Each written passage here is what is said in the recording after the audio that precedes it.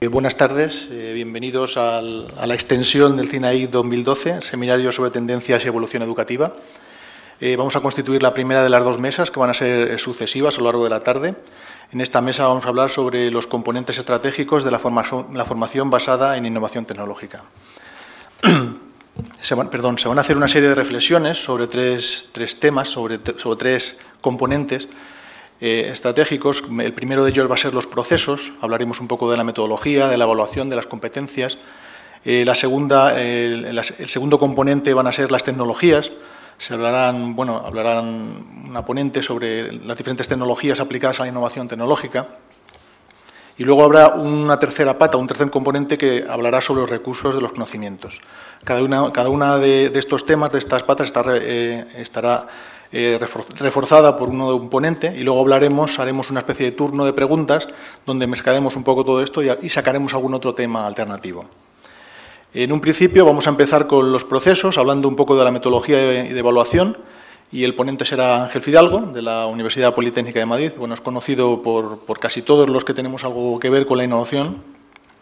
Él nos va a hablar sobre la metodología, sobre el aprendizaje, basado en las competencias y su evaluación, en esfuerzo versus eficacia.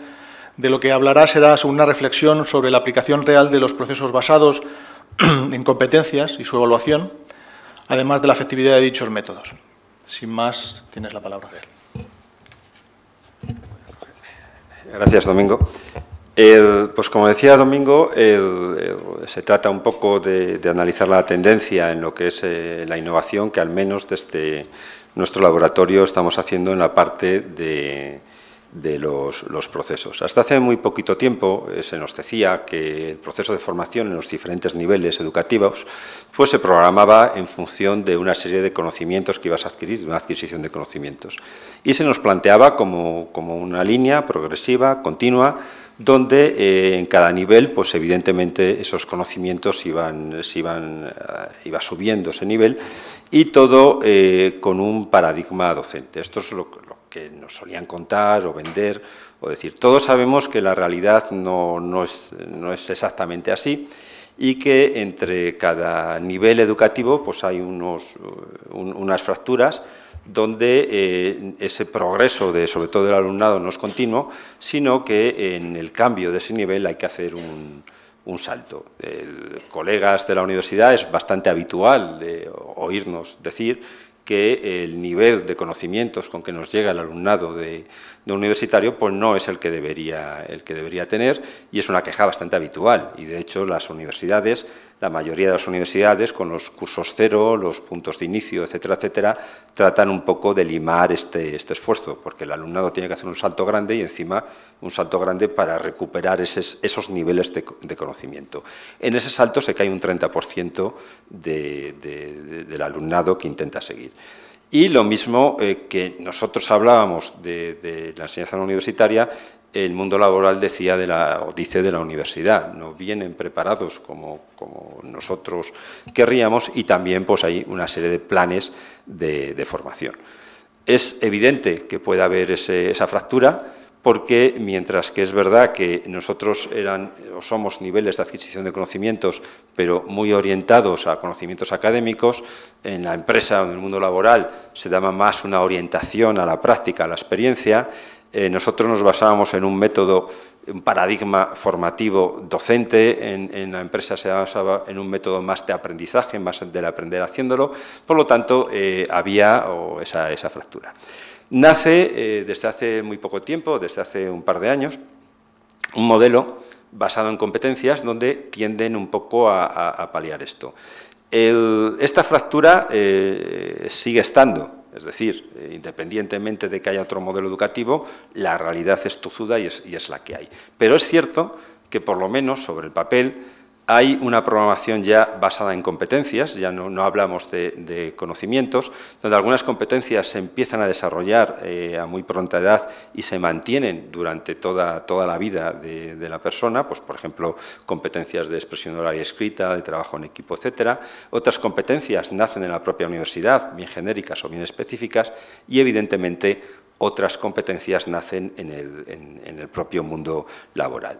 En teoría, estas líneas son como puentes que tienden a homogeneizar esos saltos.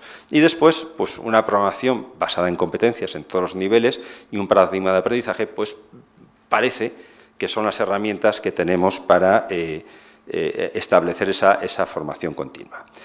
Todo esto podemos verlo desde un punto de vista muy optimista. Entonces, ¿por qué no vamos a conseguir ese nivel de progresión? Las programaciones por competencias son un hecho, las hacemos en la universidad y en los niveles universitarios son competencias. Todas las programaciones están hechas en competencias, todas. Ya no hablamos de niveles de conocimiento. Las metodologías, los procesos, por proceso entiendo cualquier metodología, competencia, evaluación, etcétera. Son conocidas, todas las conocemos. No hace falta que nos venga ningún experto, ningún premio Nobel a contarnos cuáles son los procesos característicos de aprendizaje, lo sabemos de sobra. Son procesos donde los que, en este caso, como ejemplo, se resaltan en amarillo, frente a otros procesos más propios del paradigma docente, pero no desaparecen. Habrá menos lecciones magistrales, pero seguirá habiendo. Claro que sabemos que trabajo en grupo qué es, claro que sabemos evaluación continua. Todas las programaciones que yo he visto tienen trabajo en grupo, todas tienen evaluación continua. Todas tienen talleres, todas tienen una tutoría proactiva donde el profesorado parece que se implica más. Sigue habiendo trabajos individuales, sigue habiendo clases de problemas, pero con esto lo que quiero decir es que conocemos los procesos, conocemos las metodologías, no nos resultan extrañas. Por otro lado, en el aspecto social, cada vez hay más contenidos accesibles, libres, donde la complejidad de esos contenidos cada vez es más fácil utilizarla por los diferentes recursos y medios tecnológicos y dinámicos que hay.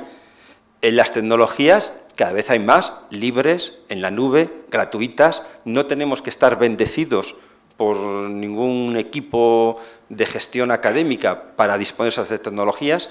Evidentemente de esto mis compañeros de tecnologías y contenidos tendrán mucho que decir, pero estoy en plan positivo, es decir, es una tendencia que podemos. También podemos ir en plan negativo, es decir, sí, la programación por competencia la hacemos, la programamos en un papel, pero en clase la hacemos.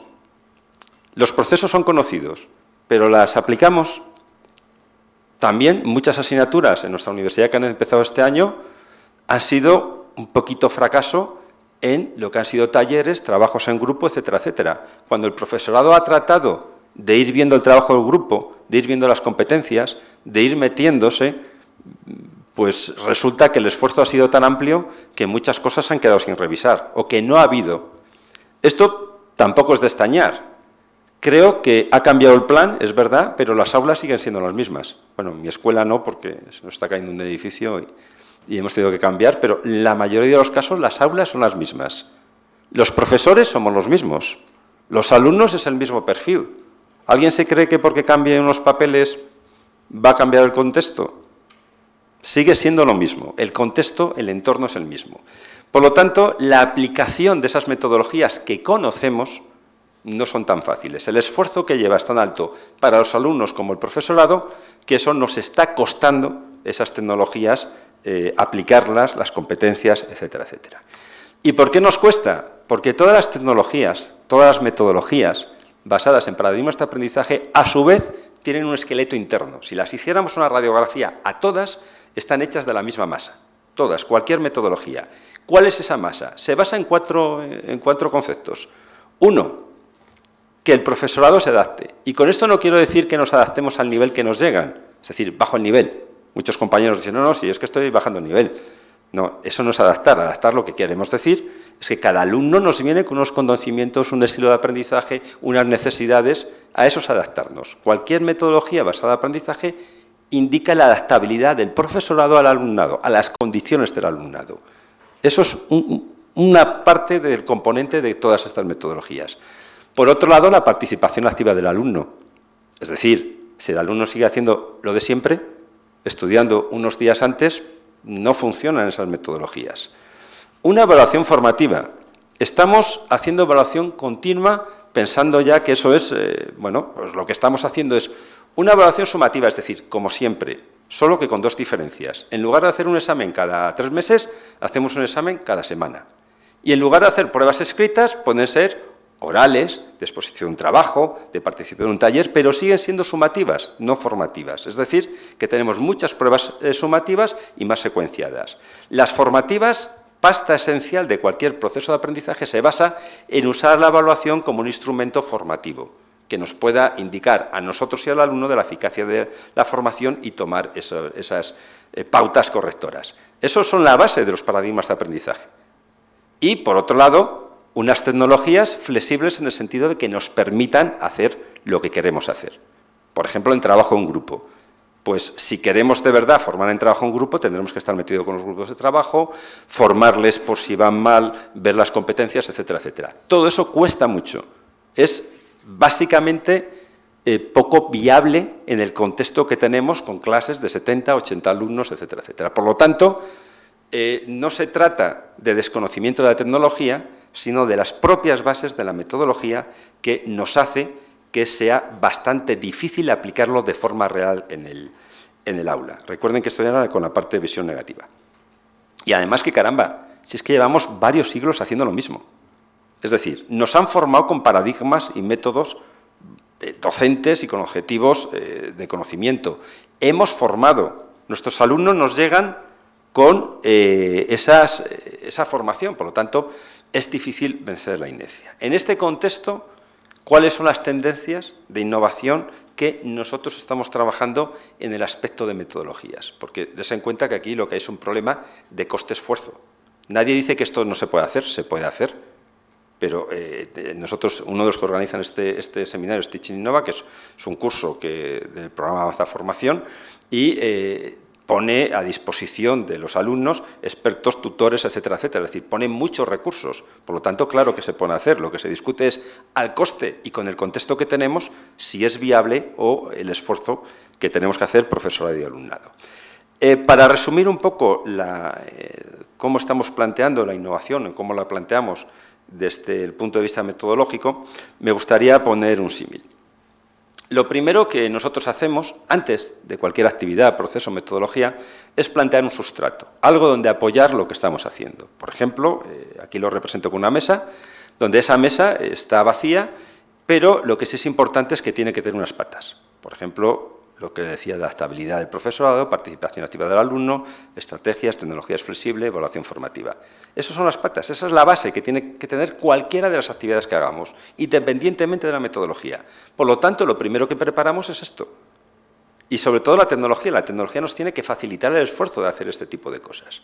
Sobre esa mesa, y una vez que tenemos estos planteamientos, insisto, por ejemplo, el trabajo en grupo. El trabajo en grupo, claro que los alumnos tienen que hacer las competencias, trabajar, participar, ver toda la parte del liderazgo, responsabilidad, y nosotros, de alguna forma, estar metidos en el grupo y poder aconsejarles, etcétera, etcétera, insisto, a un coste razonable. Sobre esta mesa, ¿qué apoyamos? Apoyamos en lo que programamos, es decir, conocimientos, habilidades, capacidades y competencias. ¿Cuáles trabajamos? ¿Cuáles son las que tenemos? Etcétera, etcétera. Y ya, por último, diseñamos las actividades. ¿Qué es lo que nos encontramos? Habitualmente lo que nos encontramos es esta parte de aquí, la actividad, sin todo el sustrato que hay debajo. ¿El resultado? Eso es lo que puede dar un resultado totalmente desastroso. Trabajo en grupo.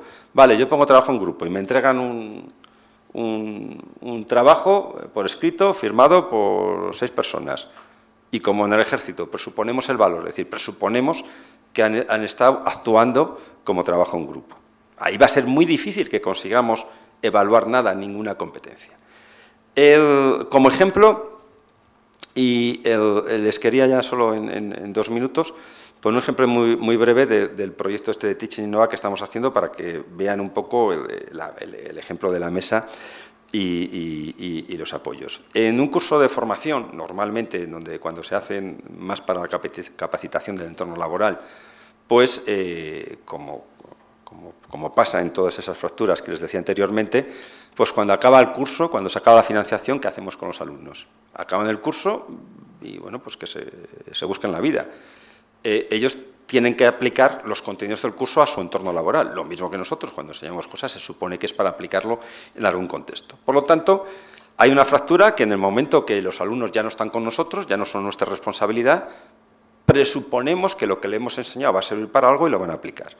Y aquí pasa lo de siempre. Hay una fractura, que algunos se caerán, otros saltarán, etcétera. Un ejemplo de lo que estamos haciendo, una de estas actividades, es este. ¿Cómo hacemos para, basándonos en estas patas, dejarles que ellos puedan aplicar lo que nosotros les estamos enseñando, sin que estemos nosotros, esta especie de puente? Bueno, lo que tenemos es un ejemplo, que es un buscador, donde todos los contenidos del curso, más todos los contenidos sociales que tenemos en LITI, uno de estos módulos del curso es formación de formadores. El LITI tiene cierta experiencia de años trabajando con innovación educativa y formación de formadores, pues a través de lo que podamos aportar en seminarios, tenemos blog, wikis, los propios contenidos elaborados del curso, y lo que hacemos es un buscador basado en ¿qué? Basado, esto es un ejemplo, en lo que es la aplicabilidad de los contenidos. Por ejemplo, puede decir, yo quiero aplicar en la empresa o en donde sea unos contenidos que me sirvan de guía con un objetivo que es aplicar, con una tecnología, con una metodología concreta, y además mi rol va a ser de tutor.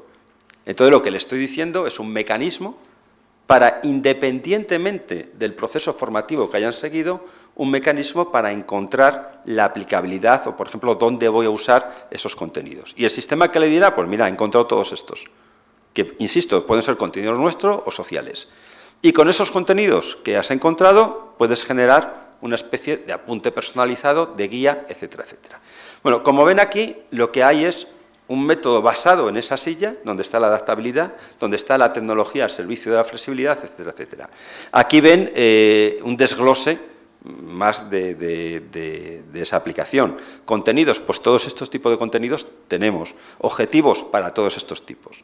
Como ven, es un proceso que no interviene el profesor, nos sale a coste cero, no incrementa el coste del curso y lo que nos permita es pensar en la aplicación de esos contenidos. Esto es un ejemplo de una metodología que en principio puede suponer que es inviable como esfuerzo, pero que con esas patas, con esa mesa que les digo, pues puede ser viable. El mensaje, por lo tanto, para nosotros, lo que es la tendencia en la innovación en metodologías es de verdad analizar el cemento. De verdad, basarnos en esas 4 patas y sobre la mesa construir las cosas, no al contrario. Bien, pues con esto yo espero que no me haya pasado por tiempo. Gracias por la atención.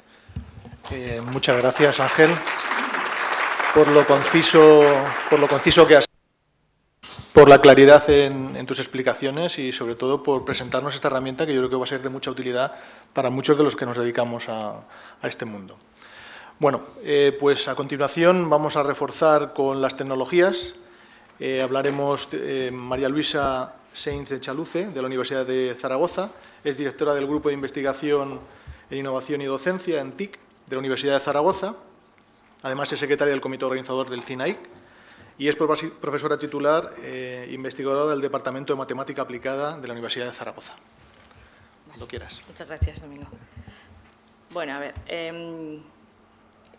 tal vez el título de la charla, buenas tardes, primero, pues parezca como que voy a dar una charla explicando cómo funciona la tecnología o tipos de tecnología. Voy a nombrar, pero quiero enfocarme más en el tema de fortalezas y debilidades en un aspecto particular. ¿Vale? Bueno, primero un poco de historia, desde el 80 en el que empezamos con sistemas de enseñanza asistida por ordenador, pasando por multimedia, teleformación, plataformas de e-learning, hasta Web 2.0 actualmente y la realidad aumentada. Eso que se nos escapa a muchos, ¿no? El tema de las fortalezas de las herramientas online, bueno, pues creo que todos sabemos qué ventajas tiene utilizarlas. Pues, la primera de todas pues, es la adaptación a la era tecnológica en la que nos encontramos. Y todos sabemos que, bueno, contamos entre nuestros alumnos con lo que se llaman los nativos digitales, que han nacido ya con aparatos entre las manos, que manejan el ratón desde que tienen 2 años y, bueno, pues que nos dan 100 vueltas muchas veces en lo que es la parte técnica, ¿no?, de manejo de esta tecnología. Ahora, cómo se usa eso y la aplicación, eso ya es otro tema. La segunda sería, pues bueno, obviamente la tecnología nos permite llegar con la formación a mayor número de gente, ¿no? Permite el acceso desde cualquier sitio, en cualquier momento. Y algo importante, en lo que estamos trabajando actualmente también, es en la posibilidad de realizar aprendizaje adaptativo. O sea, no es simplemente que que el curso se adapte a diferentes asignaturas, obviamente, sino que tenga en cuenta pues, los distintos currículos. Currículo previo, el de los alumnos, de los estudiantes, el que queremos que adquieran, estilos de aprendizaje, estilos de pensamiento, las emociones, en fin, todo esto hace que bueno, pues, tengamos que crear o deberíamos poder crear aprendizaje adaptado a cada persona, ¿no? Hacemos posible lo que antes era imposible. Obviamente, la realidad aumentada es algo que yo, solamente de ver ejemplos, me parece ya ciencia ficción, pero sin ir más lejos, bueno, pues nosotros podemos hacer, ponerles ejemplos, hacerles ver gráficas, visualizar ciertas cosas que antes con la pizarra simplemente pues no se podía hacer, ¿no? Y, obviamente, la mejora de competencias. Todo lo que sea mejorar el aprendizaje, para mí, creo que es sencillamente lo que llamamos innovar, o sea, lo que sea. En cuanto a las debilidades, pues, bueno, podríamos hablar en los tres aspectos que rodean, o los tres agentes que aparecen en torno al aprendizaje, que son la institución, las instituciones, empresas, etcétera, el docente, los docentes y los aprendices. Pero me voy a enfocar en el tema de los docentes, ¿vale? Un poco, ¿qué pasa cuando nos enfrentamos, por ejemplo, a un mapa como este? ¿De qué pienso cuando yo veo un mapa así? O cuando veo una lista en la que solamente hay 20 aquí, pero me daban el top 100 de las primeras herramientas en aprendizaje en el 2011. Bueno, pues yo no sé vosotros, pero yo desde luego cuando veo este mapa, lo primero que hago es empezar a contar a ver cuántos conozco, cuántos nombres me suenan. A ver, y digo, pues entonces este mapa aquí ya me desborda. Hace unos años tenía unos cuantos ítems, entonces, bueno, pues yo iba conociendo cosas, me iba sonando, y entonces iba diciendo, pues ya está. Y cuando ya me sonaban casi todos, ¡plum!, aparecía un mapa más grande. Y cada vez más grande, y cada vez más grande, porque, claro, la tecnología no se para y va a la velocidad que va, ¿no? Entonces dices, bueno, ¿y yo tengo que ir a esa velocidad? Porque esa es una de las cuestiones que nos planteamos, ¿no? Y entonces, como digo aquí, puede pasar pues que yo vea el mapa ese, empiece a contar y digo, ¡qué horror! O sea, me sobran 3 y aquí hay 40 y a ver qué hago yo. O sea, entonces te entra un poco de depresión. O dices, qué bien, fíjate, ahora ya conozco más desde la otra vez. Pero siempre estamos enfocándolo a la herramienta. Como digo, van cambiando. Y entonces, ¿qué pasa? Que van cambiando, van aumentando, unas desaparecen, otras aparecen, y dice, bueno, pues vuelvo a empezar otra vez con el siguiente mapa. Tengo dos selecciones. Una que es la que yo creo que utilizamos la mayoría, sobre todo al principio. Digo, bueno, pues voy a elegir una herramienta. Digo, mira, es que está de moda los blogs. Yo tengo que utilizar un blog. Entonces, me paso tiempo y tiempo pensando cómo voy a utilizar el blog en mi clase. Pero, joder, y yo doy clases de matemáticas, pues vaya problema, porque a ver cómo hacemos ahí. Entonces, pierdo el tiempo, entre comillas, quiero decir, bueno, me informo realmente de cómo va la herramienta, pero luego me frustro mucho cuando no encuentro realmente cómo encajar eso allí, ¿vale? ¿Pero por qué? Pues porque estoy pensando siempre en la herramienta y utilizar la herramienta para mi metodología. El otro enfoque sería justo el contrario. Digo, vamos a ver, yo quiero conseguir esto con mis alumnos, quiero aplicar esta metodología, quiero que adquieran estas competencias, quiero que sean buenos en esto. Entonces digo, bueno, ¿cuáles son las herramientas que me sirven para eso? Que no va a ser el último nombre que ha salido y que está de moda, pues ¿qué más? ¿Qué se le va a hacer? Pues, o sea, a mí me sirve y yo creo que voy a... Y eso para mí es lo más recomendable, porque no causa frustración. Primero, porque cuando uno se enfoca en una herramienta concreta, luego, a veces, pues eso, cambia de aspecto, o cambia incluso de nombre, o cambia de esto, y dices, bueno, ¿y ahora qué hago? Tengo que volver a aprenderme otra cosa, y ahora no sé qué. Así no, o sea, voy a buscar lo que realmente me va a servir a mí para mi docencia. Ahora, ¿cómo elijo esas herramientas? Tengo dos opciones, o lo hago en solitario, y digo, bueno, pues mira, yo soy muy atrevida y entonces yo cojo Internet y por mi cuenta y riesgo voy a buscar cosas, me voy a informar mucho de cada plataforma, de cada herramienta y ya está. O digo, bueno, voy a ir más a lo seguro, voy a ir en mi institución, que puede ser pues mi centro educativo, mi empresa, lo que sea, pues lo que ponen a mi disposición, ¿no? Aspectos de cada uno, pues obviamente si lo hago en solitario me estoy formando a mí misma, con ayuda de otros, pero realmente es autoformación. En la institución, sin embargo, son unos expertos los que me dan la formación. Obviamente la autoformación me requiere más tiempo porque tengo que buscar y comparar y hacer esto. Bueno, si me dan la formación unos expertos, pues ya me lo darán más carito, ¿vale? Si lo hago en solitario, obviamente yo elijo qué es lo que quiero estudiar, bueno, o aprender, o qué herramienta puede ser la que me sirva mejor. Si es en mi institución, pues me contarán unas cuantas. No podré elegir tanto, ¿vale? Y a veces puede ser que sea menos aplicada, o sea, que me den unos cursos de formación en los que sí, me cuentan mucho de la herramienta, cómo se aplica, todas las posibilidades, pero no me dicen cómo utilizarla luego en mis clases, con lo cual tengo que hacer luego el trasvase, ¿no? Digo, bueno, en el caso de solitario, pues claro, puedo llegar un momento en que me falte el apoyo y no sepa seguir con una herramienta. En la institución, en general, nos dan soporte, ¿vale? Tanto técnico como de formación, etc. También tengo que decir que el mayor número de docentes, perdón, el mayor número de docentes lo que hacemos es seguir a la institución, porque también es más lógico, porque ir en contra de la corriente a veces, pues eso, produce mucha soledad. ¿Cómo? Pues lo que pasa aquí, que a veces puede llegar te da una especie de vértigo si lo haces en solitario, en el que igual hasta te caes por ahí. Dices, lo intentas y dices, si lo hago yo por mi cuenta, dices, pues llegará un momento en que no sé seguir, no sé cómo aplicarlo, no sé esto, y digo, pues mira, adiós, ya no lo voy a utilizar y voy a volver al sistema de siempre, el clásico, y así no me complico la vida. Eso está pasando también en algunos casos.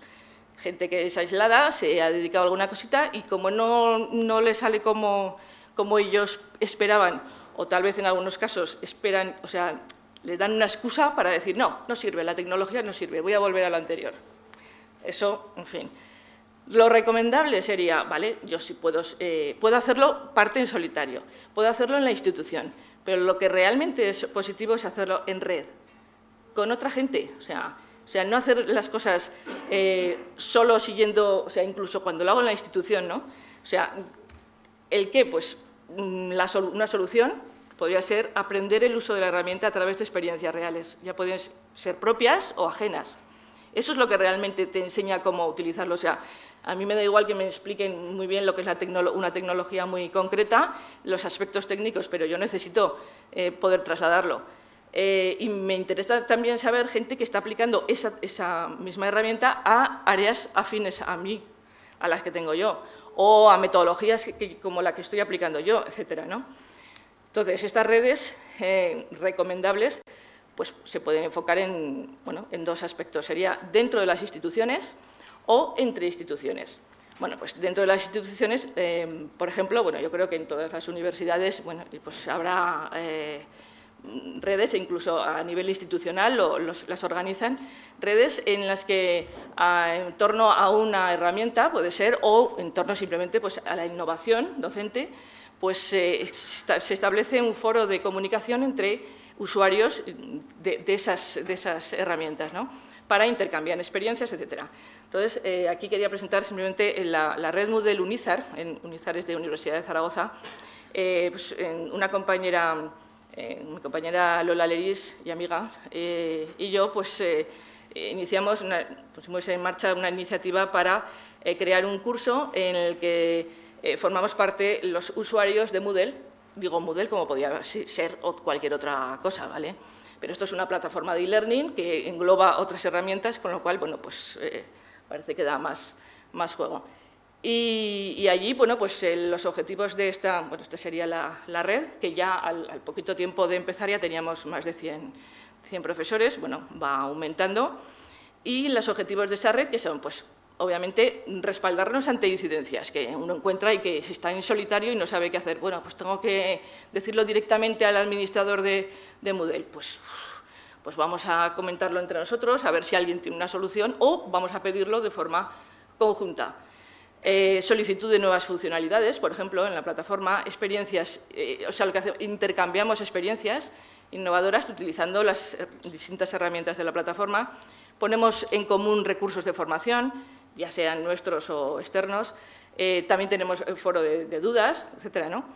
Entonces, bueno, pues simplemente había incluido aquí una frase que una participante en la red incluyó a raíz de hubo un pequeño problema, vamos, con la plataforma, que algo no funcionaba y tal, y entonces, en lugar de hacerlo en individual, como hacemos normalmente, pues, hubo una persona que lo puso en conocimiento del administrador, que aquello algo no funcionaba, pero lo habíamos comentado en el foro entre nosotros, con lo cual ella ya fue a solicitarlo, pues, y puso esta frase que a mí me llegó, no sé, digo, bueno, escribió más, pero parte era, cuando alguien le dio la enhorabuena porque has conseguido que lo arreglaran y tal, dijo, no, la enhorabuena es para todo nuestro grupo.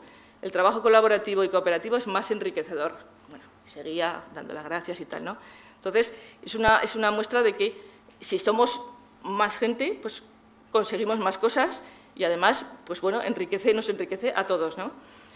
En cuanto al otro aspecto de las redes entre instituciones, pues bueno, un poco, repito también lo que han hablado antes Carlos Conde y un poco esto, pues sería un propósito de los congresos, no solamente pero en general de los congresos. Bueno, y aquí simplemente pues el decir que la idea es el intercambio de experiencias, el intercambio de conocimiento, que es tan importante entre gente, bueno, pues estamos, en este caso estoy hablando de la tecnología, pero como ha dicho Ángel, esto es una pata solo de la mesa, con lo cual, bueno, pues se habla un poco de todo, ¿no?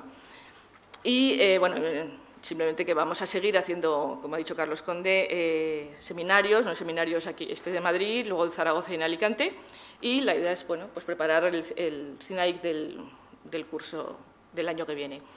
Y bueno, este es el repositorio del que ha hablado Ángel, lo ha comentado desde un aspecto en un curso de formación, el Teaching Innova, y aquí lo presento también como que es un proyecto que iniciamos hace unos años de la Secretaría de Universidades, en la que, bueno, pues es repositorio de buenas prácticas aplicadas a la educación superior. ¿Por qué? Porque una cosa es tener redes, puedes tener redes dentro de la institución o redes entre instituciones. Pero, ¿y si tengo yo un repositorio donde yo pueda consultar y decir, ostras, las experiencias yo quiero buscar algo aplicado a matemáticas, que utilice el trabajo en grupo y que además de evaluación pues utilice las rúbricas, por ejemplo? Pues yo puedo ir buscando y sacaré. Entonces, eso me enriquece muchísimo más, o sea, porque podré ver las experiencias que realmente han tenido los demás. Entonces, bueno, creo que esto es esto es el principio de este proyecto y ahora pues continuamos trabajando sobre ello. Y para terminar, simplemente, bueno, pues he dicho al principio un poco esto de que como que las tecnologías nos abruman, ¿no? Que van a toda la velocidad y que nos podemos sentir agobiados muchas veces por no saber cómo aplicarlos, pero yo siempre procuro ser optimista y creo que sí que podemos hacerlo. Entonces, este cartelito dice, tú puedes hacerlo o vosotros podéis hacerlo. Aquí lo de los ingleses, de paso, lo sirve para todo. Tú y el usted y el vosotros, pero yo diría, nosotros podemos hacerlo. O sea, no es cuestión, todos juntos podemos hacerlo y podemos conseguir mejorar mucho más y aprender mucho más todos juntos. Bueno, pues muchas gracias por todo.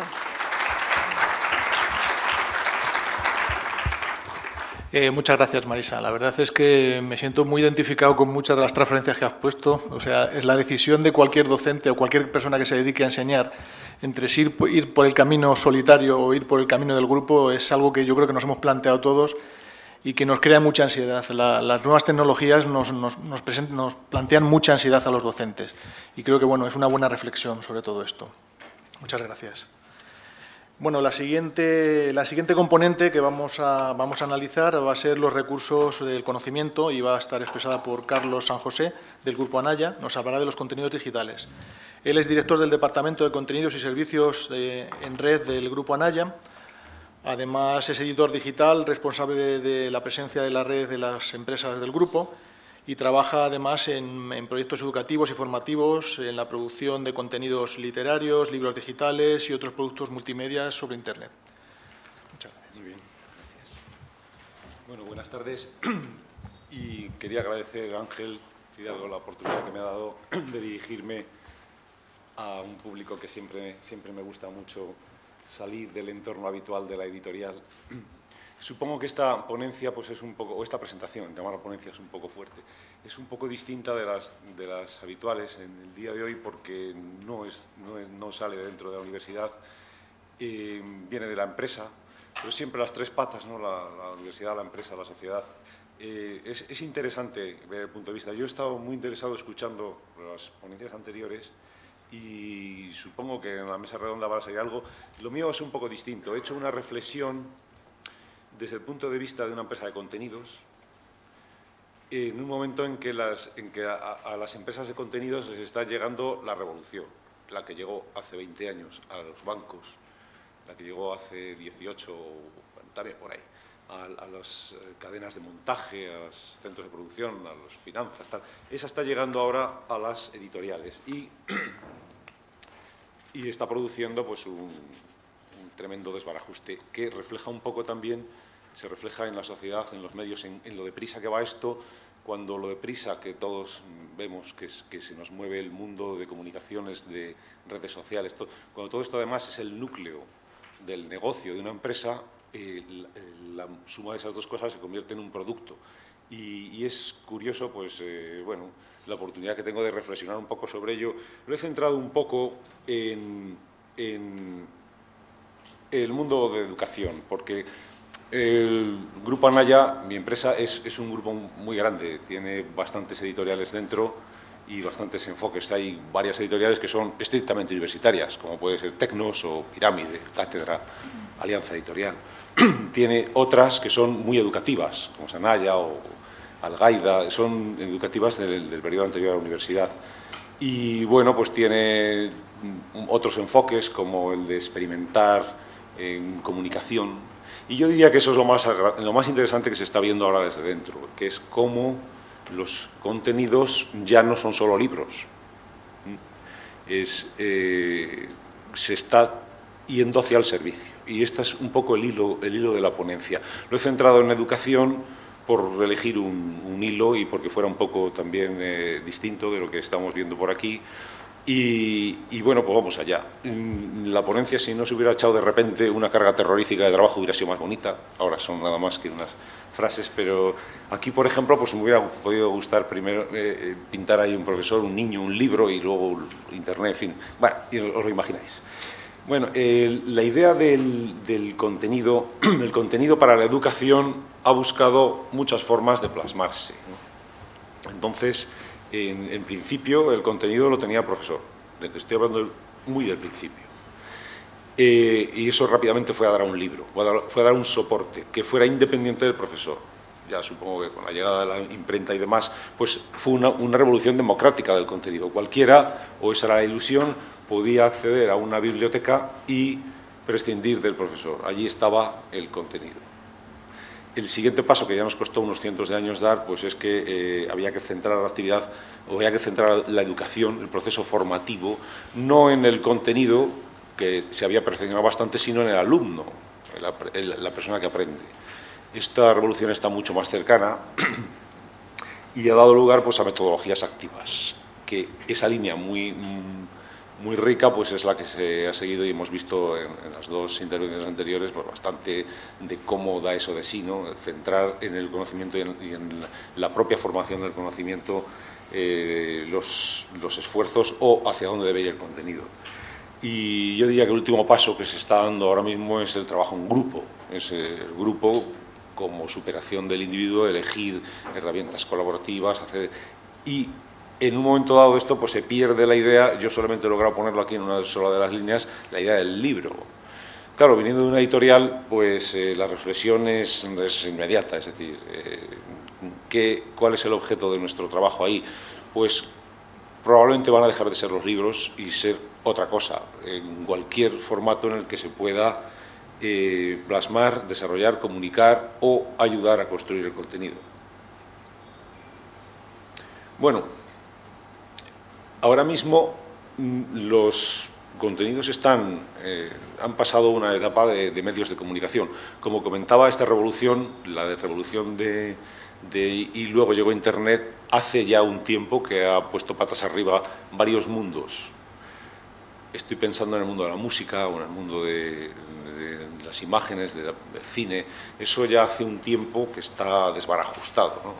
Internet ha dado una patada a lo que eran los procesos industriales y procesos económicos, procesos de sostenibilidad, de modelos de industria y que se mantienen a duras penas, ¿no? Es bastante notable ver cómo estamos yendo de actividad legislativa a actividad hasta policial en torno a este mundo, porque han desaparecido muchos de los sustentos que había. Cuando los libros eran un conjunto de páginas unidas por un lomo, y eso tenía una unidad, fuera lo que fuera dentro, pues se podía hablar de libros, se podía poner un precio, se podía vender, se podía llevar debajo del brazo, se podía importar, exportar. Claro, ahora decimos libro y estamos hablando de muchísimas cosas distintas. Estamos hablando, pues, de un atlas, por ejemplo, o de un diccionario, o de una novela, pero es que ahora el contenido de un libro determina cuál es su canal. Hay libros que han muerto ya, pues, poquísimos diccionarios ya, yo creo, ¿no? Hay, salvo en centros educativos para precisamente enseñar sobre su manejo, el orden alfabético, búsquedas y tal. Salvo eso, el diccionario es un tipo de libro que ha sido ampliamente superado por la tecnología, ya no Internet, la anterior, ¿no? Los primeros CD-ROMs en que cabían enciclopedias enteras y no solamente buscaba uno un país, sino que veía su bandera, el himno, hasta el número de habitantes, hasta le podía saludar el presidente que hubiera en ese momento, ¿no? Ese tipo de utilizaciones ha tumbado aún los libros. Luego hay otros, pues, que probablemente no los tumbe nunca. Pues, no sé, la poesía, pues es difícil que no le apetezca a una inmensa mayoría de los consumidores, por lo menos eso dicen ellos, de verla en un soporte escrito, con letra bonita y que se pueda llevar y que se pueda abrir en muchas condiciones distintas. Y hay que pasar por todos los trozos intermedios. A mí uno que me interesa mucho es el de la educación. Es decir, el libro en educación, ahora mismo, el libro de texto. El libro de texto en educación anterior a la universidad, en la universidad se ha dado ya un poco el paso, pero ahora mismo se está dando en educación, y además no en secundaria, sino en primaria. Es parecido un poco a lo que comentaba hace un momento sobre los diccionarios. El libro multimedia comunica mejor, enseña mejor que un libro de papel, que un libro tradicional. Si uno tiene la respuesta no hay suficientes datos como para saber si una cosa es mejor que la otra y tal. Por cada estudio que se hace con resultados positivos en un sentido, se puede citar otro que dice que no. En fin. Pero lo que sí que está claro es que el multimedia, pues, es una cosa más atractiva para los usuarios. Eso ya, el factor motivación está de parte de la respuesta, es que sí, que el libro multimedia, que el libro interactivo, que el libro online, que el libro en pantalla, aunque eso ya empiece a ser un poco de contradicción, el libro en pantalla, pues tiene más posibilidades en el mundo educativo que el libro de papel. Pero claro, a favor del libro de papel, pues hay un montón de años. Cuando uno abre un libro de texto actual, pues, bueno, según su sensibilidad podrá haber más o menos cosas allí, pero hay una cantidad de tecnología enorme ahí dentro. Cada centímetro cuadrado de página está pensado. Los colores, los tamaños de las letras, el número de matrices por página, la doble página abierta, que no es una página y otra página, la doble página, dónde se corta, el gráfico, cómo está dividida, todo eso lleva muchos años de estudio detrás. El libro de texto ahora mismo es un objeto absolutamente ergonómicamente perfecto, ¿no? Muy, muy cercano a la perfección. Las pantallas están muy lejos de eso. No han llegado todavía a desarrollar su lenguaje, llegarán, pero ahora mismo, pues, un poco por imitación del mundo de donde vienen, del libro impreso, pues a las pantallas van libros y pierden cosas por el camino. Y los productos que son genuinamente de pantallas, pues les falta alguna de las cualidades que tiene el libro, que hacen que sea más fácil, por ejemplo, estudiar sobre un libro de papel que sobre una pantalla. Eso parece que está bastante claro. Se comunica muy bien, motiva muy bien, pero cuando viene aquello de aprender contenido puro, el usuario o prefiere el libro, para no hablar del profesorado, que con el libro es un instrumento con el que se encuentra muy a gusto y con las pantallas se encuentra en un porcentaje, vamos a decir, alto, disminuyendo, pero alto, se encuentra a disgusto. Es un escalón, el tecnológico, que hay que subir, que subimos despacio, y hay que tener en cuenta que la formación del profesorado para usar las tecnologías en el aula, en todo tipo de aulas, pues es el paso clave. Es decir, la disponibilidad de tecnología es evidente y la disponibilidad de buen contenido también, pero la utilización de ese contenido es el paso clave. El protagonista aquí no es el alumno, es el profesorado el que tiene que adoptar estos recursos y aplicarlos. Bueno, entonces resulta que si a las pantallas y a las capacidades multimedias unimos la capacidad de Internet de comunicación, pues el empuje de todo esto, la deriva de todo el tema de los contenidos, ya no es que se pierda el libro, es que se deriva hacia los servicios. Hay una tendencia a pensar que en la época de Internet todo el contenido es comunal. Si está en Internet, si lo puedo localizar, está ahí, es mío, lo puedo usar. Pertenece al procomún, ¿no? Eso tendrá sus esquinas legales, nos pasaremos el tiempo discutiéndolo. La misma persona, si piensa como profesor, por ejemplo, tendrá un punto de vista, y si es autor de un libro, tendrá 10 minutos después otro, tendrá una cierta contradicción. En el tema de los derechos de autor, que nos preocupa mucho desde las editoriales, porque somos depositarios, es una de las responsabilidades, pues es otra cosa que tenemos que discutir mucho, porque está cambiando. Pero lo que está claro es que si el contenido se da por descontado, que es lo que significa esa frase, percibirlo como un bien común, es decir, está ahí y ya lo encontraré, y seguro que es bueno, si necesito tal cosa la voy a encontrar. Pues es evidente que lo que queda es una organización de los servicios. ¿Qué servicios doy yo alrededor de los objetos de aprendizaje? Esto lleva a una reflexión, y como estamos en reflexión, y me quedan todavía 5 minutos, la voy a hacer. El papel de una editorial. ¿Qué hace una editorial? La editorial en el mundo educativo, y también un poco yéndose hacia el mundo universitario y posiblemente hacia la sociedad, tiene una misión de elegir contenidos y presentarlos de una forma atractiva, sencilla y eficaz hacia el consumidor, hacia la sociedad. Ese es el objetivo, y conviene no perderlo de vista cuando se habla de libros, de ventas, de canales y tal, porque si no, pues la discusión se puede ir mucho por las ramas. Si el objetivo es ese, el objetivo en la educación aún es más claro. Es decir, los contenidos no salen de una editorial, los contenidos salen del entorno educativo, son profesores los autores. En una editorial su misión es buscar a los mejores autores, a los más reconocidos entre sus compañeros, entre el mundo, y encargarles que produzcan un objeto que cumpla los objetivos legales, ¿no? El currículum hay que cubrirlo. ¿Cómo se hace? Pues eso se hace ahí. Y una vez que se tiene ese objeto, pues se somete a un proceso de corrección, de reducción para que quepa en los tiempos y en fin, una serie de cosas que son distintos profesionales los que van interviniendo, para no hablar ya del final de las maquetistas, tal. Y la editorial lo que tiene además es unos canales de distribución que hace que eso llegue fácil. Y eso es el valor. Es decir, lo que hace un profesor cuando elige un libro para sus alumnos es estar echando mano de una comodidad. Se supone, y es cierto, que todo profesor puede montar todo ese contenido, que tiene un especialista en matemáticas que va a dar clase a sus alumnos de determinado nivel, sabe cuál es el currículum y sabría secuenciarlo en el aula. Lo que pasa es que tiene un recurso que es fenomenal, que es el libro de texto, donde está contenido todo lo que tiene que hacer, hecho por una persona por encima de cualquier duda, editado por una editorial que ha echado un montón de tiempo y de esfuerzos y de dinero tal, para que aquello no tenga errores, luego siempre tiene y tal, pero bueno, que sea, y que además le cabe en el tiempo curricular si sigue la programación. Ese es el valor que aporta. Bueno, Llegamos al mundo, ese es el valor, he puesto el ejemplo en educación, pero podía ponerlo igualmente pues, en un escalón superior, en la universidad, ahí tiene otros valores, es decir, cuando una persona, un profesor edita un libro con una editorial universitaria, se dan, por supuesto, una serie de valores. Ha habido un comité de redacción, ha habido un comité de selección, aquello se ha editado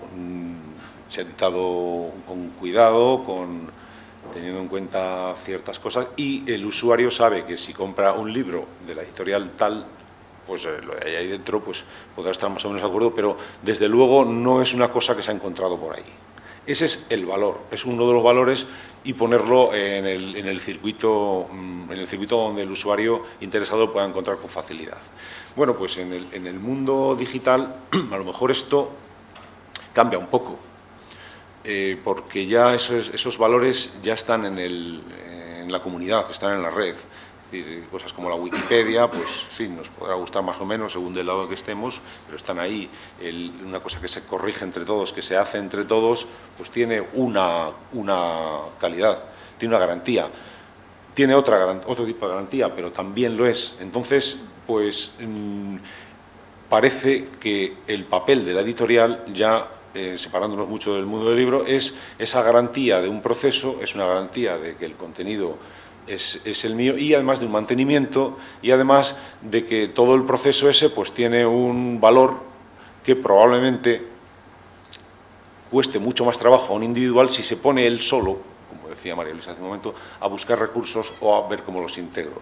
Ese valor es el que se va a dar, y yo creo que es de las pocas cosas que van quedando. O sea, que una vez más, vuelvo a la tesis inicial y ahora sí que estoy terminando, es que vamos al mundo de servicios. Vamos a un mundo de servicios donde el contenido va a tener un tratamiento distinto que cuando los editoriales editaban papel. Ahora es otra cosa lo que hay que hacer con eso. Probablemente vamos a seguir haciendo papel mucho tiempo porque va a existir demanda para eso. Y no es malo, es decir, que es una forma de trabajo que tiene mucho caché y todavía puede tener un recorrido, pero vamos a convivir enseguida con estos mundos educativos de colaboración y de redes y demás, donde hay un papel que jugar. No vamos a desaparecer, solo que el rol no va a estar centrado en un objeto tocable y pesable y exportable, sino que a lo mejor estamos en la red, estamos en otros sitios, pero el papel es parecido. Si yo me doy un cuarto de hora hubiera tenido pues, una hora o algo así, pues estos serían los temas que hubieran salido ahí. Estaríamos hablando de los entornos virtuales de aprendizaje. Los libros digitales que estamos ahora preparando y sirviendo, tenemos ya la experiencia, nos valen el primer año. El segundo año, el profesor que lo ha usado ya no lo quiere aislado, lo quiere integrado en un entorno virtual, lo quiere dentro de su Moodle, lo quiere dentro del entorno que tenga, lo quiere conectado con la lista de alumnos y hacer un seguimiento, lo quiere conectado con un blog, en fin.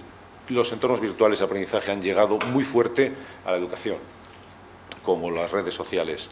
Y una cosa sí quería decir también, y es que una característica muy curiosa que hemos visto desde las editoriales es que en España, a diferencia de otros países que nos rodean, la entrada digital real de los libros en la sociedad no está viniendo de la narrativa, de los libros del Kindle, de tal, sino que está viniendo de educación, porque en algunas comunidades, específicamente Cataluña y algunas otras detrás, pero sobre todo Cataluña, pues han lanzado un proyecto muy potente, el de Educación Perú, 1x1, donde cada niño tiene un portátil conectado a Internet, todos ellos conectados a un entorno virtual de aprendizaje y usando libros digitales. Entonces, este proyecto, que no era un piloto, sino que era sí un piloto, pero de alta densidad, varios, no sé cuántos eran, cerca de 200.000 alumnos, pues ha hecho que todas las editoriales hayamos tenido que preparar materiales para eso, que hayamos tenido que ponernos de acuerdo en que todos los productos de todas se vieran desde dentro de todas las plataformas,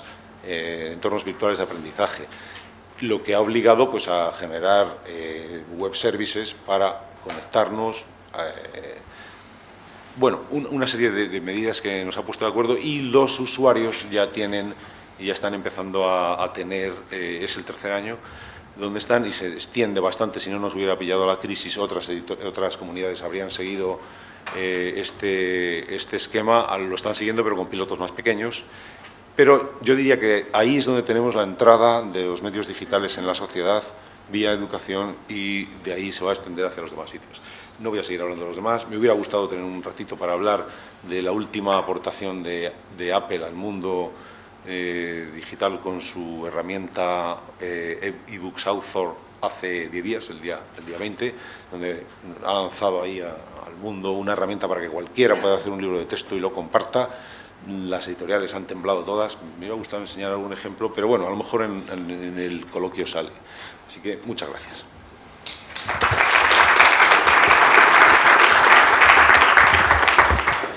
Muchas gracias, Carlos, por tus palabras, y la verdad es que son reconfortantes porque uno se da cuenta de que las editoriales van casi tan rápidas como los profesores o como cualquier mundo que esté relacionado al mundo de la docencia, evidentemente como debe ser. Y bueno, también es un consuelo saber que el dato que nos has dado de que hay muchos lectores que les gusta el tacto del papel. A mí particularmente como consumidor de poesía pues es una cosa que me consuela bastante y comparto ese gusto. Y nada más, yo creo que si os parece nos sentamos aquí todos y nos sometemos durante unos 15 minutos, no mucho porque vamos un poco retrasados, por si tenéis alguna pregunta para cerrar la mesa.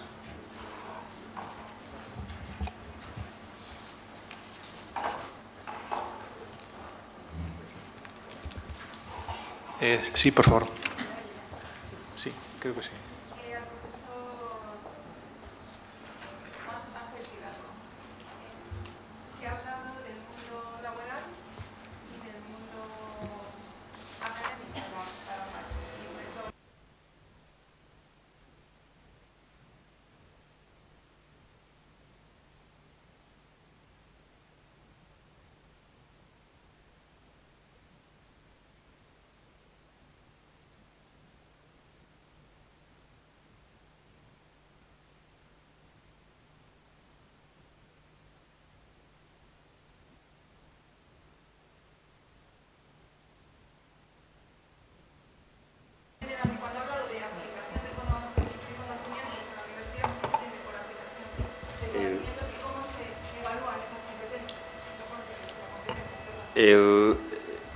Una cosa, la aplicabilidad del conocimiento, básicamente tienes, o por lo menos nosotros lo entendemos desde dos puntos de vista.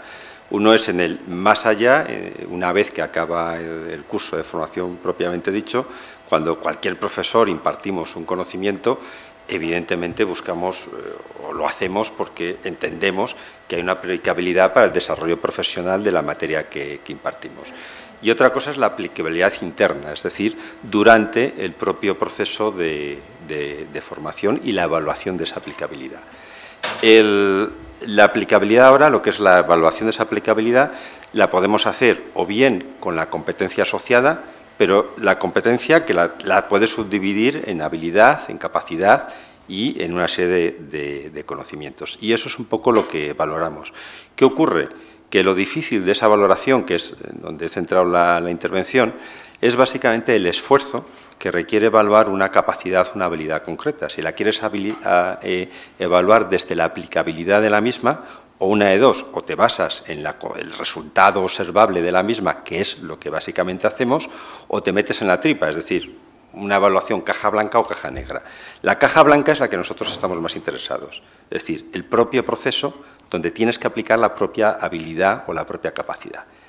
Y esa aplicabilidad, nosotros en el mundo universitario, nuestro trabajo es formarles en un aprendizaje y una evaluación que nos pueda servir. Por lo tanto, cuando hablamos de aplicabilidad, no se trata de que se lo jueguen una carta, se trata de que lo apliquen aunque sea mal.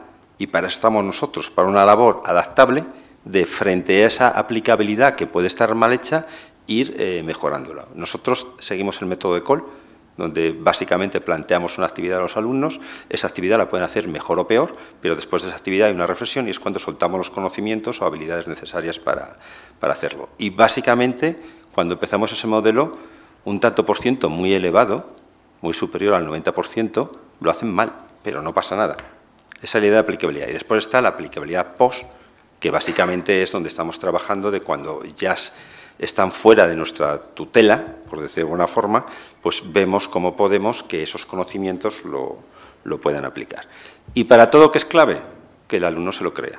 Es decir, las experiencias que hemos hecho en algunas asignaturas que para el ingeniero de minas, nuestra labor era crearles una duda razonable de lo que le enseñamos después le sirva para aplicarlo en el mundo laboral. Concretamente, en nuestro caso, en la Escuela de Ingenieros de Minas, donde dábamos unas asignaturas de Ingeniería de Conocimiento, me costaba más que mis alumnos se creyeran que lo que yo les enseñaba para el desarrollo de la minería o la energía y geología les sirviera. Por lo tanto, nos dedicamos a crear dudas razonables, trayendo ingenieros de que ya lo estaban aplicando, de que eso les podía interesar. Los resultados nada que ver. En el momento que creas esa... Entonces, por lo tanto, por eso es lo que os decía, participación activa, etcétera, etcétera. Esa es la integración. Sin esa integración es poco probable que consigas esa aplicabilidad. Nos quedamos en el nivel de comportamiento. Nos quedamos, depende que evalúes qué conducta, efectivamente, o qué competencia. No puedes llegar a lo que es la destreza, efectivamente. Claro, efectivamente. Hombre, esta es nuestra misión, conseguir la aplicabilidad, y ese es nuestro trabajo en investigación, conseguirla a través de esas metodologías, que en teoría esas metodologías basadas en paradigmas de aprendizaje, la ventaja que tiene que es buscar la aplicabilidad. ¿Y en otros países qué están haciendo en la universidad para dar ese salto desde el nivel T3, que es el comportamiento, hasta el 4, que es resultados, en la relación universidad-empresa? No he trabajado en esa línea. Nosotros un poco los trabajos que hemos hecho son cursos donde básicamente trabajamos con un concepto, y ya por describir muy rápido y acabar, precisamente en la banca, en fondos de inversión. Cuando empezamos a trabajar en esas líneas, se nos quejaban los que tenían dentro de la banca la agencia que decidía los fondos y formaba los fondos, etcétera, se nos quejaba que después, cuando acababan el proceso de formación, llegaba un cliente o alguien a que asesorarle qué fondo, y el problema que decían es que no lo sabían hacer o no le recomendaban el fondo que podía ser el más oportuno, y después donde estaban las llamadas a la entidad que básicamente era la experta en los fondos para ver cómo lo hacían. Entonces, en ese sentido, nosotros lo que hemos trabajado en la aplicabilidad de lo que enseñamos para que después el usuario aplique esos contenidos de cara a un cliente o lo que sea, pero no de estudios de universidad de empresa no hemos realizado. En la banca. En la banca. Eran problemas, sí, reales de formación en banca, donde básicamente es el mismo problema que me estás diciendo ahora. Solo que ahí la diferencia es que en vez de evaluar, después lo que tenía que atender a un cliente y le tenía que recomendar un fondo determinado.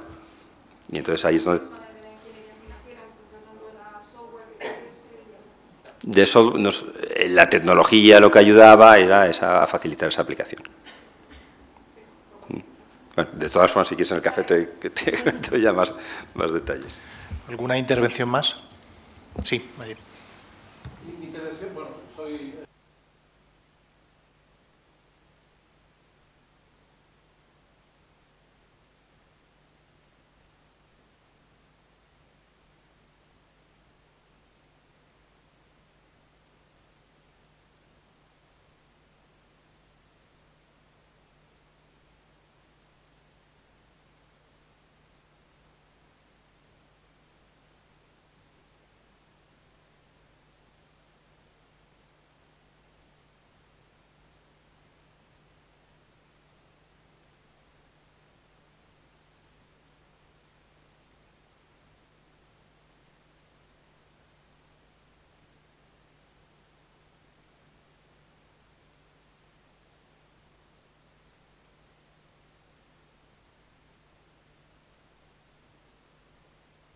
Vamos a ver, yo te puedo responder desde el punto de vista docente y cómo se han construido los planes docentes.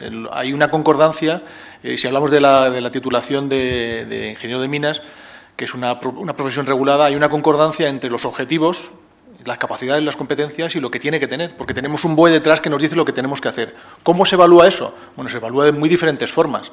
¿Podemos garantizar que el resultado es bueno? En la mayoría de los casos creo que sí.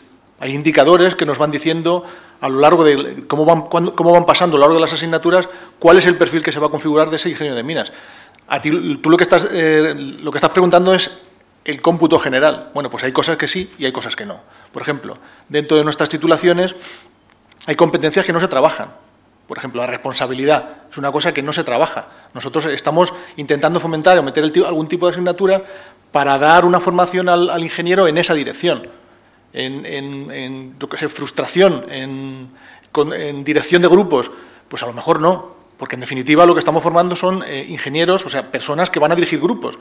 En esas direcciones no, pero lo que nos marca los BOEs, que son lo que tenemos que seguir estrictamente, sí se están siguiendo, evidentemente.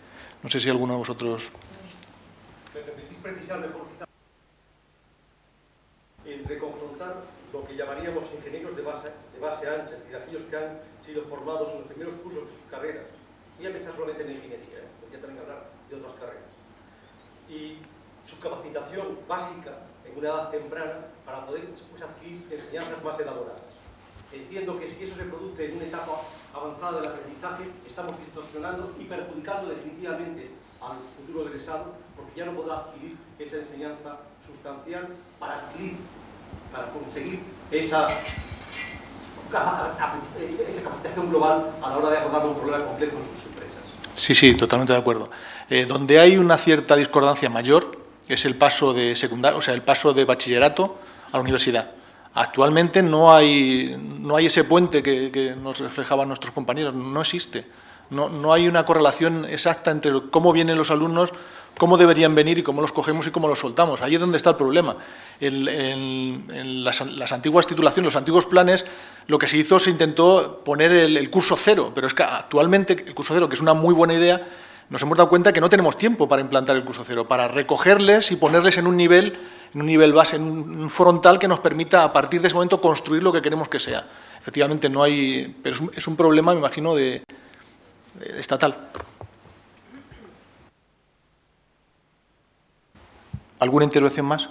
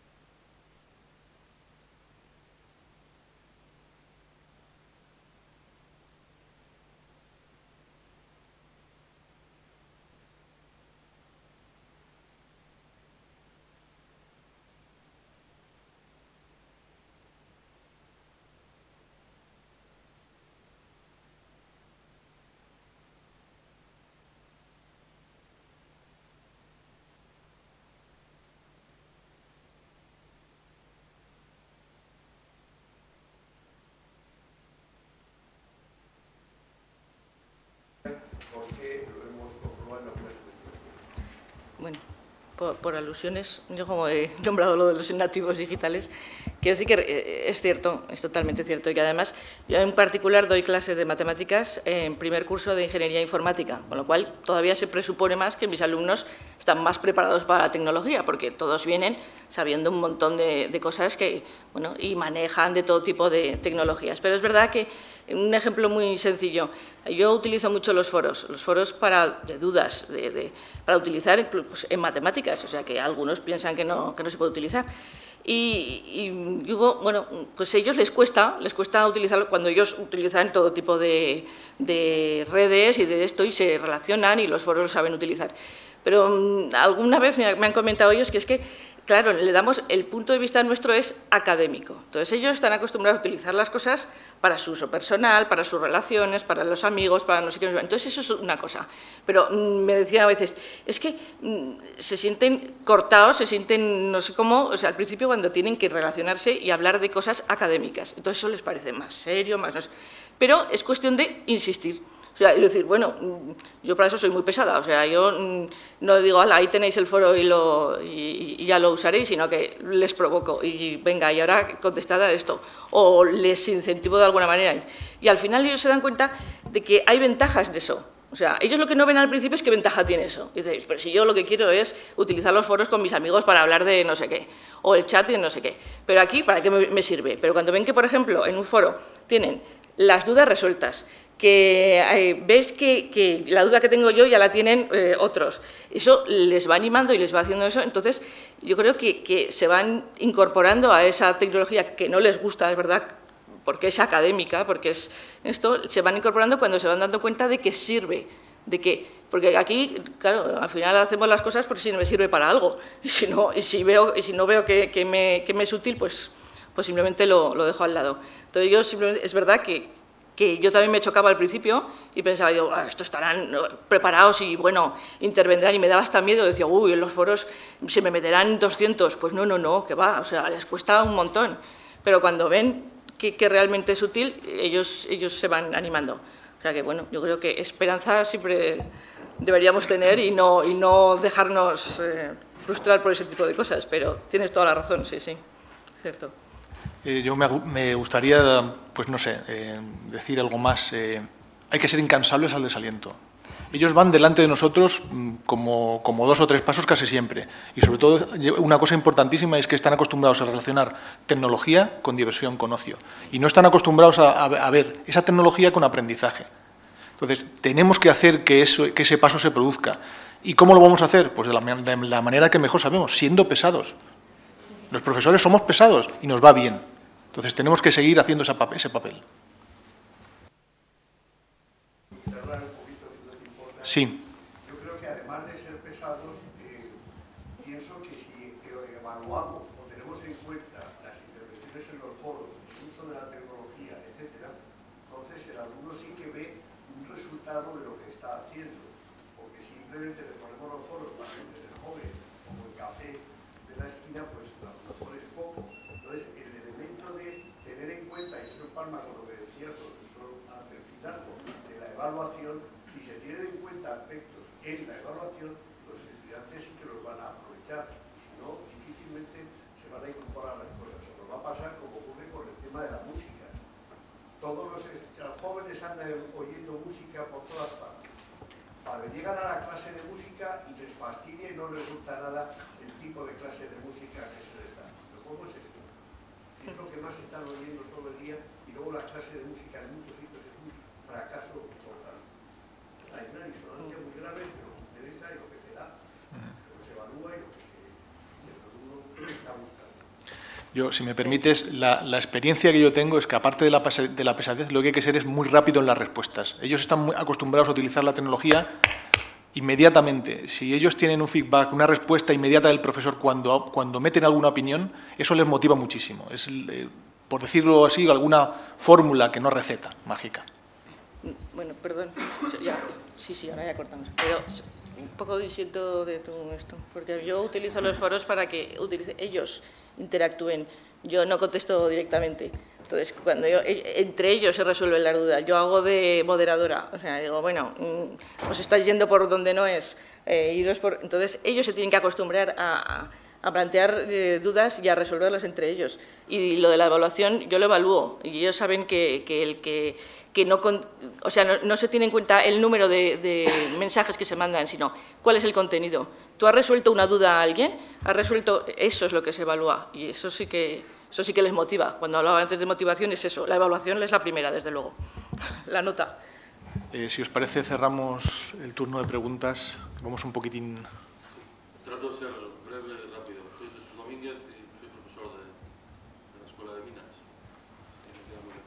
La pregunta va para la mesa en general, aunque voy a empezar respaldando la tesis del profesor Fidalgo, en el sentido de que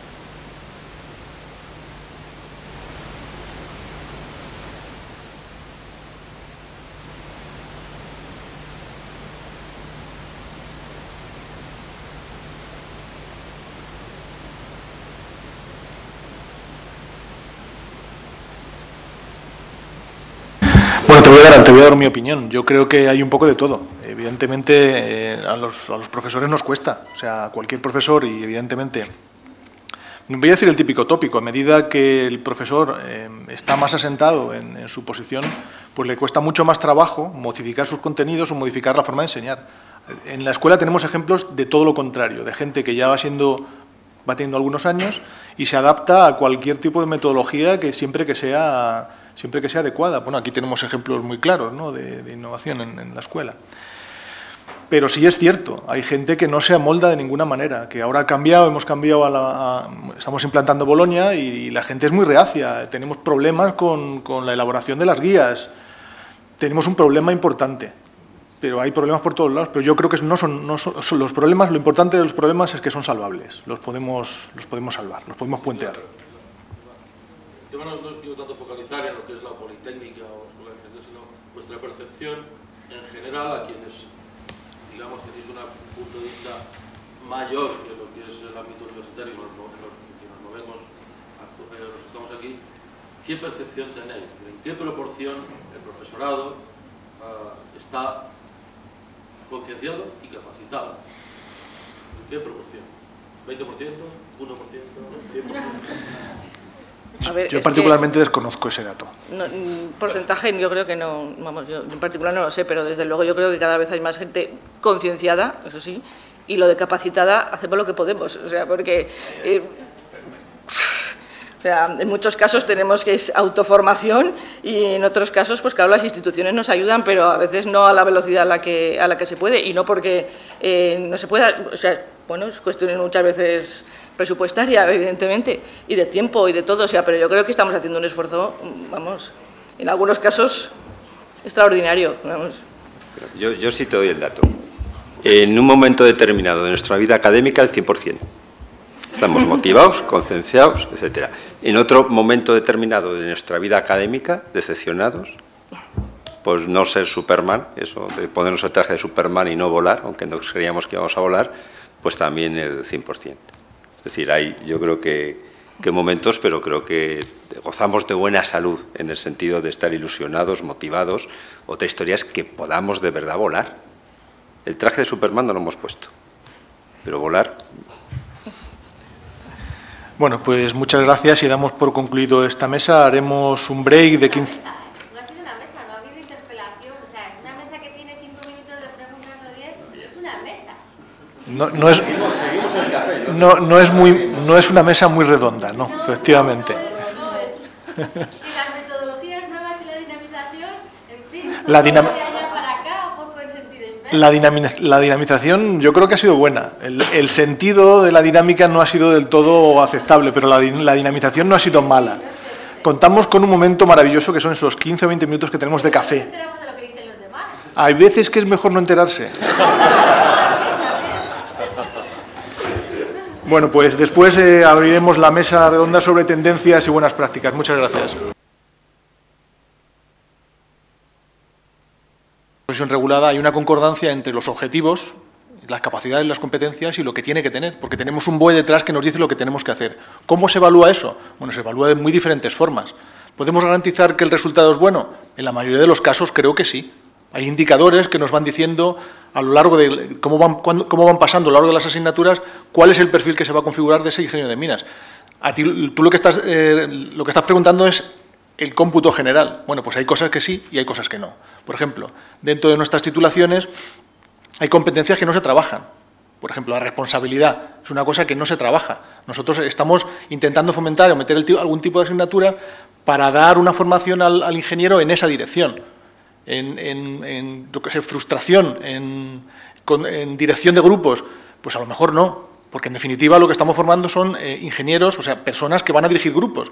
En esas direcciones no, pero lo que nos marca los BOEs, que son lo que tenemos que seguir estrictamente, sí se están siguiendo, evidentemente. No sé si alguno de vosotros... ¿Me permitís precisar mejor entre confrontar lo que llamaríamos ingenieros de base ancha, es decir, aquellos que han sido formados en los primeros cursos de sus carreras, y ya pensar solamente en ingeniería, podría también hablar de otras carreras, y su capacitación básica en una edad temprana para poder después adquirir enseñanzas más elaboradas. Entiendo que si eso se produce en una etapa avanzada del aprendizaje, estamos distorsionando y perjudicando definitivamente al futuro egresado, porque ya no podrá adquirir esa enseñanza sustancial para conseguir esa capacitación global a la hora de abordar un problema complejo en sus empresas. Sí, sí, totalmente de acuerdo. Donde hay una cierta discordancia mayor es el paso de secundaria, o sea, el paso de bachillerato a la universidad. Actualmente no hay ese puente que nos reflejaban nuestros compañeros, no existe. No hay una correlación exacta entre cómo vienen los alumnos, cómo deberían venir y cómo los cogemos y cómo los soltamos. Ahí es donde está el problema. En las antiguas titulaciones, los antiguos planes, lo que se hizo, se intentó poner el curso cero, pero es que actualmente el curso cero, que es una muy buena idea, nos hemos dado cuenta que no tenemos tiempo para implantar el curso cero, para recogerles y ponerles en un nivel base, en un frontal que nos permita, a partir de ese momento, construir lo que queremos que sea. Efectivamente, no hay... Pero es un problema, me imagino, estatal. ¿Alguna intervención más?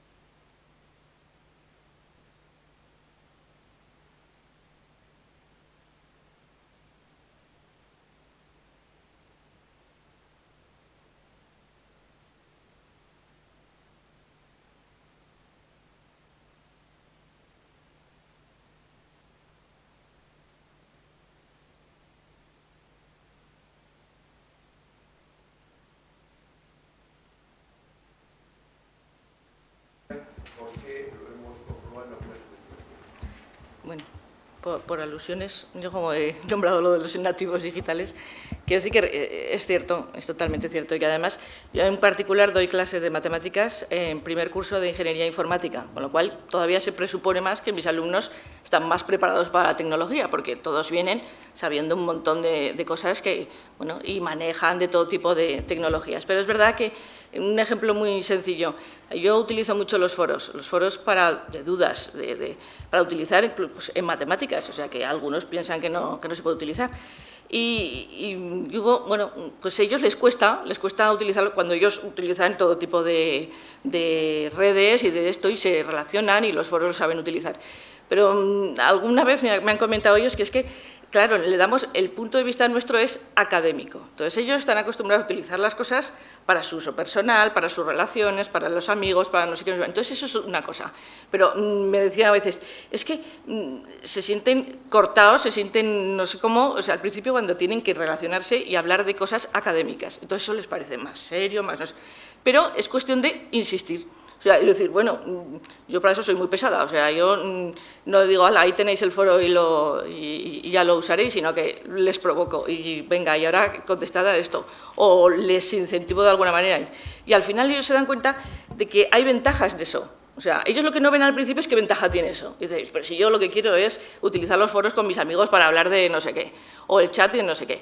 Pero aquí, ¿para qué me sirve? Pero cuando ven que, por ejemplo, en un foro tienen las dudas resueltas, que ves que la duda que tengo yo ya la tienen otros. Eso les va animando y les va haciendo eso. Entonces, yo creo que se van incorporando a esa tecnología que no les gusta, es verdad, porque es académica, porque es esto, se van incorporando cuando se van dando cuenta de que sirve, porque aquí, claro, al final hacemos las cosas porque si no me sirve para algo. Y si no veo que me es útil, pues simplemente lo dejo al lado. Entonces, yo simplemente, es verdad que que yo también me chocaba al principio y pensaba, digo, estos estarán preparados y, bueno, intervendrán, y me daba hasta miedo, decía, uy, en los foros se me meterán 200, pues no, que va, o sea, les cuesta un montón, pero cuando ven que realmente es útil, ellos se van animando. O sea que, bueno, yo creo que esperanza siempre deberíamos tener y no dejarnos frustrar por ese tipo de cosas, pero tienes toda la razón, sí,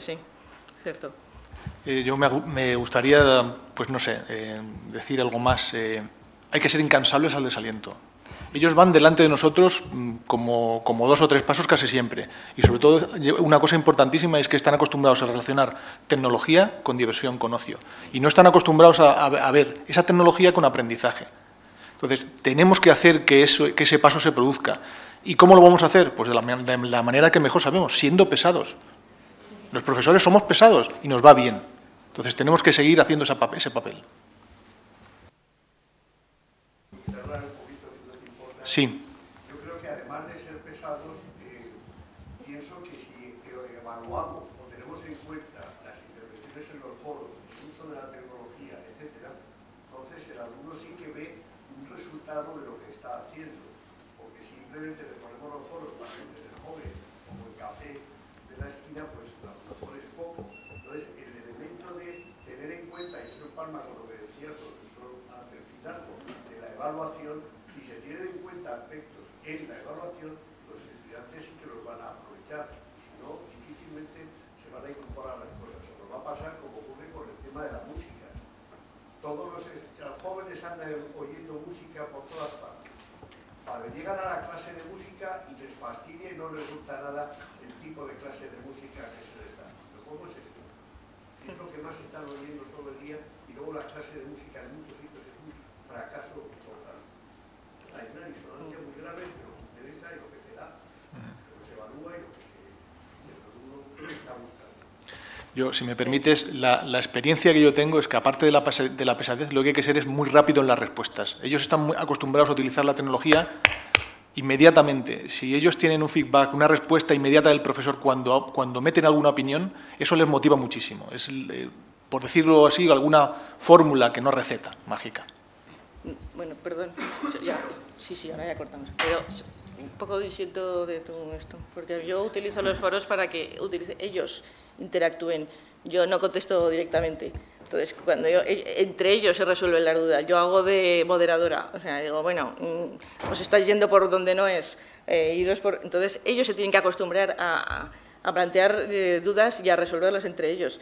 Y lo de la evaluación, yo lo evalúo. Y ellos saben que no se tiene en cuenta el número de mensajes que se mandan, sino cuál es el contenido. ¿Tú has resuelto una duda a alguien? ¿Has resuelto? Eso es lo que se evalúa. Y eso sí que les motiva. Cuando hablaba antes de motivación es eso. La evaluación es la primera, desde luego. La nota. Si os parece, cerramos el turno de preguntas. Vamos un poquitín... Trato de ser breve y rápido. Soy Jesús Domínguez y soy profesor de la Escuela de Minas. La pregunta va para la mesa en general, aunque voy a empezar respaldando la tesis del profesor Fidalgo, en el sentido de que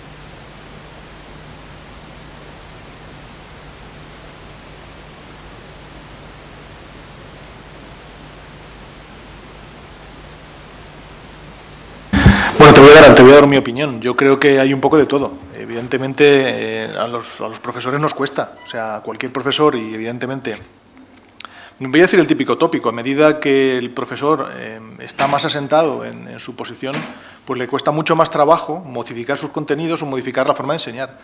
En la escuela tenemos ejemplos de todo lo contrario, de gente que ya va teniendo algunos años y se adapta a cualquier tipo de metodología que siempre que sea adecuada. Bueno, aquí tenemos ejemplos muy claros, ¿no?, de innovación en la escuela.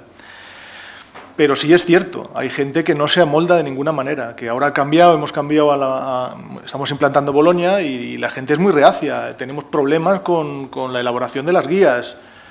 Tenemos un problema importante, pero hay problemas por todos lados. Pero yo creo que no son los problemas. Lo importante de los problemas es que son salvables. Los podemos salvar, los podemos puentear. El tema no quiero tanto focalizar en lo que es la Politécnica o Escuela de Ingeniería, sino vuestra percepción en general a quienes, digamos, tenéis un punto de vista mayor que lo que es el ámbito universitario en los que nos movemos, los que estamos aquí.